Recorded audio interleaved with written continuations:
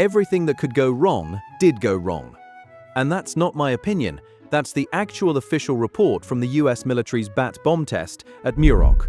Welcome to the bunker. I'm Professor Von Blunder, and today we're talking about the time America tried to strap tiny incendiary bombs to bats and drop them on Japan.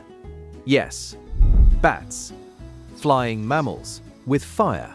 The problem was Pearl Harbor and Japanese cities made of wood and paper. The solution? Weaponized flying rodents that would roost in enemy buildings and then spontaneously combust. Genius, right? The year was 1942, and someone had convinced the top brass this was worth actual money. The plan was breathtakingly simple.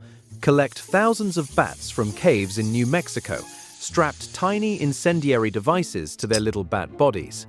Seal them inside a cardboard container. Drop the container from a plane over Japan. Release the bats mid-air with a parachute. Watch them fly into buildings. Wait for the timers to ignite. Burn down Tokyo. What could possibly go wrong? Well, let me introduce you to the Carlsbad Caverns operation. The caves were remote, off-limits to tourists, so the team could catch bats in complete privacy. Think of it like an Amazon delivery drone, except instead of packages, it's carrying 1,000 angry bats with napalm strapped to their backs.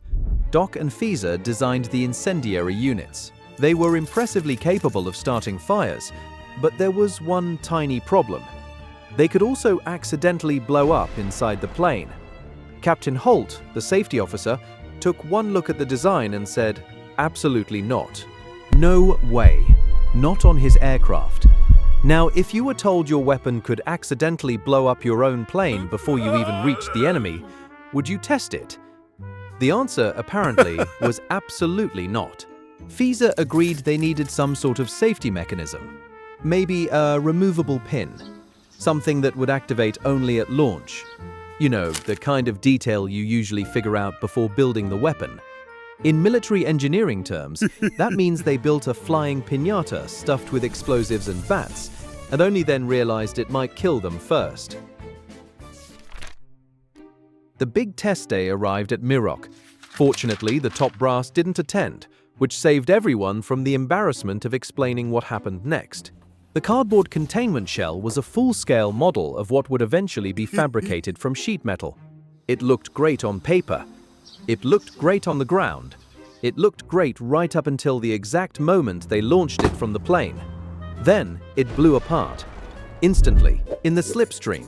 In tactical terms, that means the weapon exploded before it even left the neighborhood. The bats, the parachute, the release mechanism, the entire experiment became what the official report called a complete write-off. And this is where Private Timmy comes in. Since the actual historical test was such a disaster, they couldn't even demonstrate it properly, I made Timmy recreate the launch sequence here in the bunker using our wind tunnel. He stood there holding the cardboard shell. I turned on the fan. The shell exploded in his face like a sad party popper filled with regret. Cardboard shrapnel everywhere. Timmy now has a bat tangled in his helmet. The running tally from Muroc was equally inspiring. Test 1, cardboard exploded. Test 2, also exploded. Test 3, they gave up and declared we simply had not been ready. In official military language, we simply had not been ready translates to, we had no idea what we were doing. You know it's bad when your own team writes no bones about the deficiencies in the official report. Back to the drawing board. New test scheduled. Optimism, high. Realism, 0. Time for the stupidity meter. Let's rate this disaster out of 10. Money wasted? Significant. Entire test program scrapped and restarted from scratch. Enemies killed? 0. Bats released? Also 0. The only casualty was Timmy's dignity and possibly his eyebrows. Collateral damage to Timmy? Moderate. He's currently covered in cardboard shrapnel, and there is definitely still a bat in his helmet. Overall stupidity score, 8 out of 10. Impressively confident. Catastrophically unprepared. If you had unlimited military funding in 1942, what ridiculous animal would you weaponize? Let me know in the comments. And someone please check on Timmy. I think the bat is winning.